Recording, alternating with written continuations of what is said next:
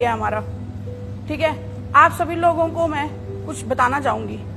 क्या बताना है ये तो मुझे भी नहीं पता, बट एक मेरी ही एक चीज है जो मैं आपसे शेयर करना चाहती हूँ। कहते हैं ना, जिंदगी का पार्ट अगर किसी से शेयर करो तो हो सकता है कुछ चेंज आ जाए लाइफ के अंदर। तो एक चीज आपको बताऊंगी, जैसे कि मैंने बताया आपको 9th क्लास करी हुई है मैंने, 9वीं पढ़ी लिखी हूँ, कोई ज्यादा पढ़ी लिखी नहीं थी।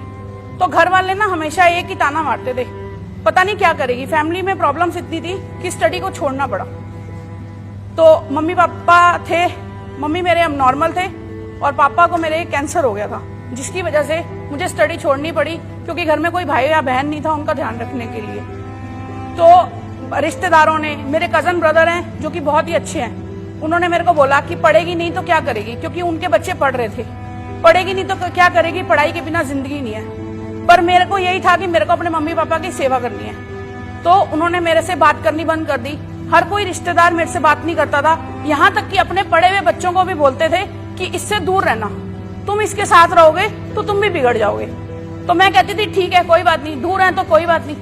बट धीरे धीरे फिर मेरा मतलब पढ़ाई से बिल्कुल मन हट गया, रिश्तेदारों के घर जाना आना बंद कर दिया, उन लोगों ने मेरे से बात करनी बंद कर दी। दुख सुख में ही हम लोग सिर्फ मिलते थे, ठीक है। मैं अंदर ही अंदर बहुत कलपती थी कि शायद कहीं ये सच तो नहीं है कि मैं लाइफ में कुछ बन ही नहीं पाऊंगी। फिर शादी हुई, शादी के बाद हस्बैंड का काम मतलब बिल्कुल ऐसे था कि दाल रोटी चल जाती थी, वही बहुत था। लेकिन मेरे पापा ने मेरे को 9th क्लास में एक बात बोली थी कि बेटे, मेरा कोई बेटा नहीं है, अगर तू बेटा बने तो ऐसा बनियो कि तेरे ऊपर दुनिया नाश करे, मेहनत कर, जो मर्जी कर, पर किसी के आगे हाथ मत फैलाइयो। शादी हुई, हस्बैंड का काम ठीक ठाक नहीं था, तो पापा की वो बात याद आ गई। तो यही सोचा कि अगर हस्बैंड को कुछ बोलूंगी, क्योंकि मेरे हस्बैंड बहुत ही अच्छे हैं, शायद लाइफ में किसी का हस्बैंड इतना अच्छा नहीं होगा। मेरे हस्बैंड बहुत अच्छे थे, तो पर मैंने उनका यही सोचा कि अगर ये इतने अच्छे हैं तो मुझे इनका साथ देना चाहिए।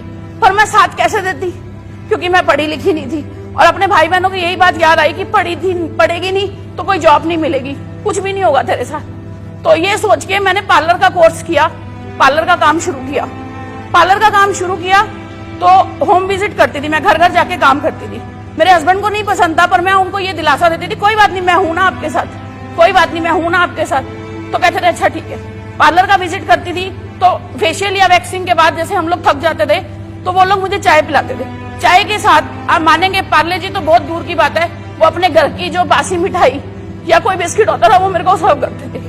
बट मैं अपने घर में किसी को नहीं बताती थी, चुपचाप आ जाती थी, क्योंकि ये जिंदगी है, जिंदगी को सर्वाइव हमें ही करना है। अगर घर में बताती तो घर वाले बोलते घर बैठ जा, पर मुझे घर नहीं बैठना था।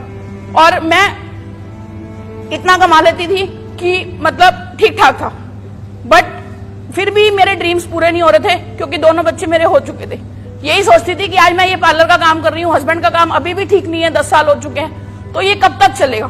तो एक दिन हमारे ग्रेट लीडर हैं संजय शर्मा जी और भारती मैम, जो मेरे घर आए और उन्होंने मेरे को मोदी केयर के बारे में बताया। मोदी केयर के बारे में बताया तो मुझे उसके प्रोडक्ट अच्छे लगे, क्योंकि क्या है, साबुन, सरफ, पेस्ट, तेल, अगर इन प्रोडक्ट से हम अपने घर का राशन भी अगर फ्री डाल लेते हैं तो वो भी बहुत बड़ी बात है। लेकिन उससे मैंने ये सोचा कि सामान ही तो दिखा रहे हैं, यूज करके देखती हूँ, अच्छा लगेगा तो आगे कर लेंगे। प्रोडक्ट यूज किए, प्रोडक्ट की क्वालिटी बहुत अच्छी थी, प्रोडक्ट की रेंज बहुत अच्छी थी। ये सब सोच के मोदी केयर ज्वाइन कर लिया।